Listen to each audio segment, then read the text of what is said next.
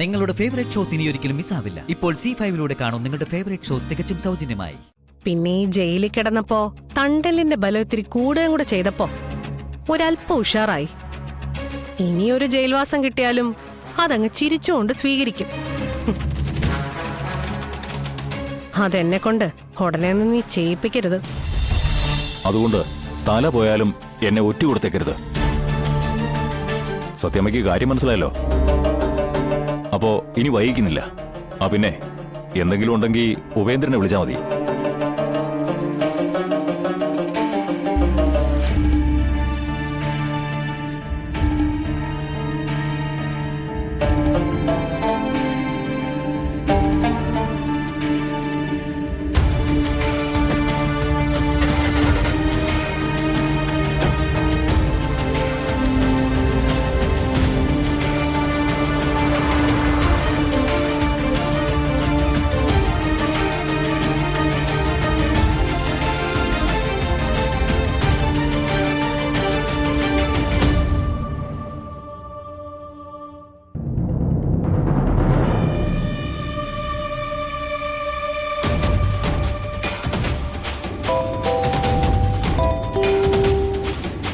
പറഞ്ഞോളൂ എടുത്തി.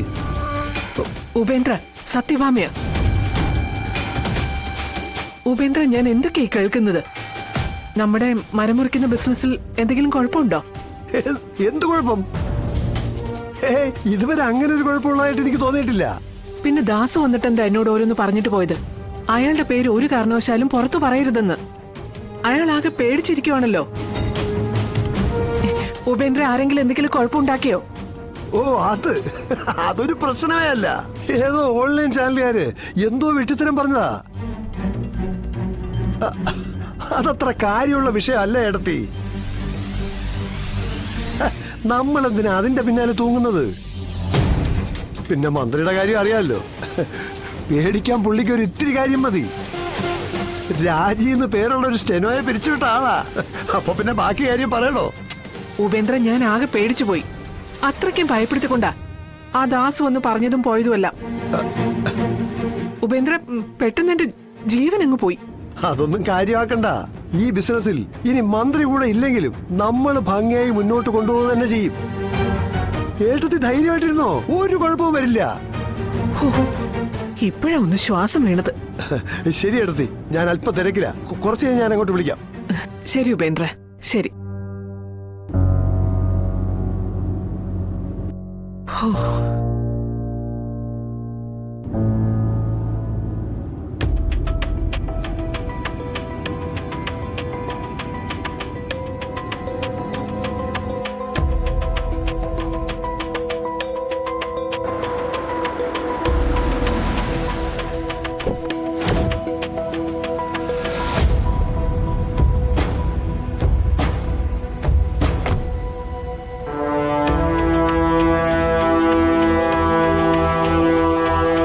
അതെ, ഒന്നിന്നേ.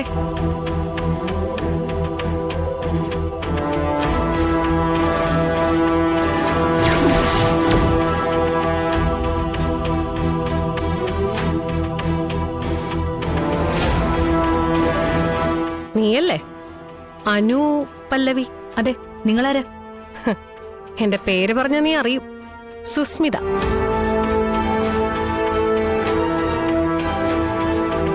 എന്റെ പേരിൽ നീ ഒരുപാട് ശത്രുസംഹാര പുഷ്പാഞ്ജലിയൊക്കെ കഴിച്ചിട്ടുണ്ടെന്ന് എനിക്കറിയാം.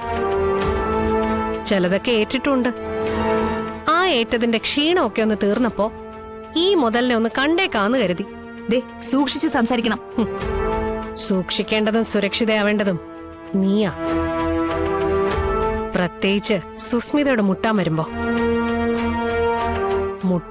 മുട്ടാൻ വരുന്നവന്റെ മുട്ടടിച്ച് തകർക്കുന്ന സൈസാ ഞാൻ. ഇവിടുത്തെ ആ ഉണക്ക സെക്യൂരിറ്റിയാ നോക്കുന്നെങ്കിൽ അയാളെ ഒരു മുറിബീടിയും വലിപ്പിച്ച് അവിടെ ആ മാവിന്റെ ചോട്ടിൽ ഇരുത്തിയിട്ടുണ്ട്.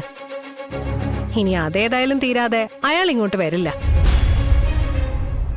പിന്നെ ആ ഒരു തണ്ടിലും തരത്തിലും ഒന്നും ഒതുങ്ങുന്നവളല്ല ഈ സുസ്മിത. ഇച്ചിരി കൂടിയനവാ. പിന്നെ ഈ ജയിലിൽ കിടന്നപ്പോ തണ്ടലിന്റെ ബലം ഇത്തിരി കൂടുകയും കൂടെ ചെയ്തപ്പോ ഒരല്പം ഉഷാറായി. ഇനിയൊരു ജയിൽവാസം കിട്ടിയാലും അതങ്ങ് ചിരിച്ചുകൊണ്ട് സ്വീകരിക്കും. അതെന്നെ കൊണ്ട് ഉടനെ ഒന്നും നീ ചെയ്യിപ്പിക്കരുത്. ഹാ, ഈ ജയിൽവാസം അതിനിട വരുത്തരുതെന്ന്. എന്താ നിനക്ക് വേണ്ടത്? ഇത് കളക്ടറേറ്റ്, ഒരുപാട് കുഴപ്പം പിടിച്ച സ്ഥലം.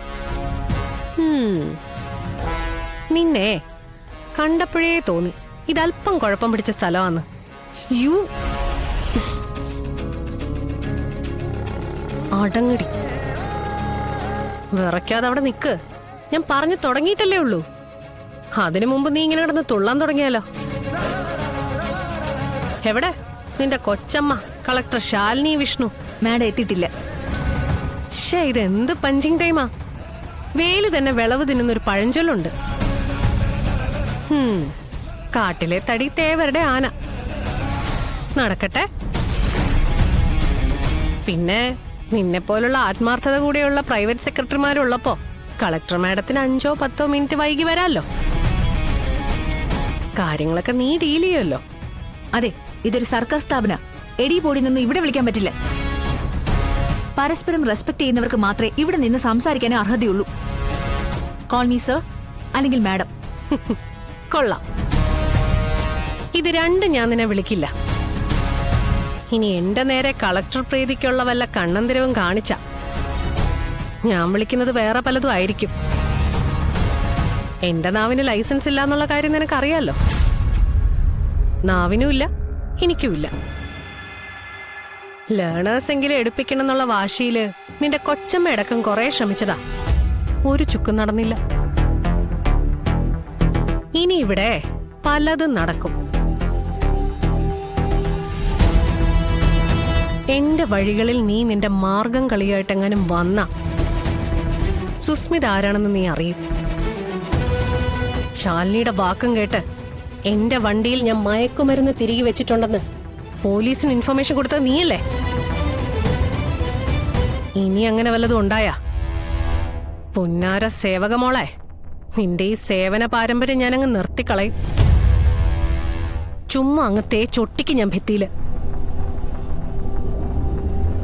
പടവാക്കി ചുമരിൽ തൂക്കുമെന്ന് മനസ്സിലായോ?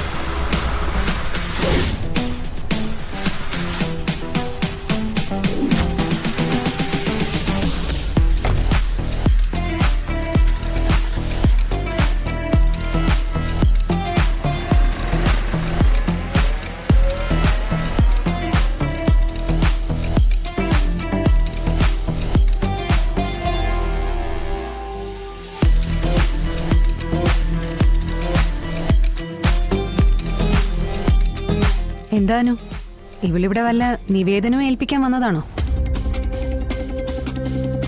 എന്റെ കയ്യിൽ നിന്ന് നിവേദനം കിട്ടിയിട്ട് നീ അതിന് പരിഹാരം കാണില്ല.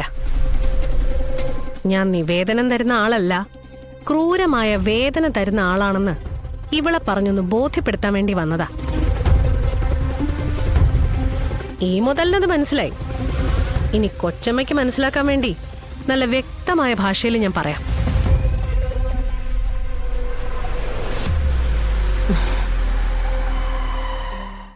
ഡൗൺലോഡ് ചെയ്യൂ C5 ആപ്പ്. കാണൂ എല്ലാ എപ്പിസോഡുകളും സൗജന്യമായി.